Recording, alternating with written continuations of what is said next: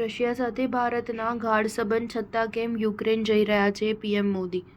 વડાપ્રધાન નરેન્દ્ર મોદી યુક્રેનની મુલાકાતે જવાના છે. આ માહિતી આપતા વિદેશ મંત્રાલયે જણાવે છે કે રશિયા યુક્રેન યુદ્ધ શરૂ થયા પછી મોદીની યુક્રેનની આ પહેલી મુલાકાત બની રહેશે. નિરીક્ષકોને પણ મોદીની આ મુલાકાતથી આશ્ચર્ય થયું છે. તેઓ કહે છે, ભારત રશિયા વચ્ચે દાયકાઓ જૂના ગાઢ સંબંધો છે. તે જાણતા હોવા છતાં યુક્રેનના પ્રમુખ ઝેલેન્સ્કીએ તેઓને યુક્રેનની મુલાકાત લેવાનું આમંત્રણ આપ્યું અને તે આમંત્રણ સ્વીકારી મોદી યુક્રેન જવાના છે. તે જ દર્શાવે છે કે મોદીની તટસ્થતા અને દૂરઅંદેશિતતા યુક્રેન પણ કેટલી સરાહના કરે છે. એક મહિના પૂર્વે નરેન્દ્ર મોદીએ મોસ્કોની મુલાકાત લઈ પ્રમુખ પુતિન સાથે પણ યુક્રેન યુદ્ધમાં શાંતિ સ્થાપવા માટે પ્રયત્નો કર્યા હતા. તે પછી તેઓ તુરત જ યુક્રેન ન ગયા, પરંતુ એકાદ મહિનાનો સમય જવા દઈ બંને દેશો પરિસ્થિતિનો પૂરો અભ્યાસ કરી લે તે પછી મોદીની યુક્રેનની મુલાકાત તે યુદ્ધમાંથી માર્ગ કાઢી શકશે તેવી આશા બંધાઈ રહી છે. જોકે મોદીની યુક્રેનની મુલાકાત અંગેની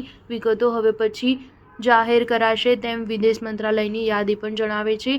યુક્રેન યુદ્ધને લીધે પશ્ચિમના દેશોએ રશિયા ઉપર જાતજાતના પ્રતિબંધો લાદ્યા હતા, પરંતુ રશિયાના મિત્ર દેશો ચીન અને ભારતે તેની સાથે વ્યાપાર ચાલુ જ રાખ્યો છે. ભારતે આ યુદ્ધમાં રશિયા ઉપર દોષારોપણ કરવાનું નિવાર્યું છે.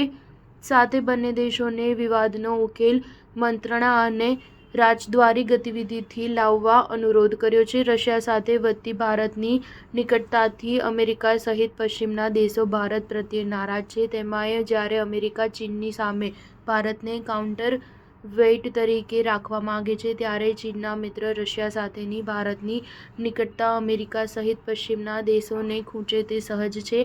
બીજી તરફ ભારત તેના દાયકાઓ જૂના મિત્ર રશિયા સાથે સંબંધો મજબૂત રાખવા સાથે પશ્ચિમના દેશો સાથે પણ સંબંધો જાળવવા માંગે છે. સ્ટાર ન્યૂઝ 7 હંમેશા સચ્ચાઈની સાથે.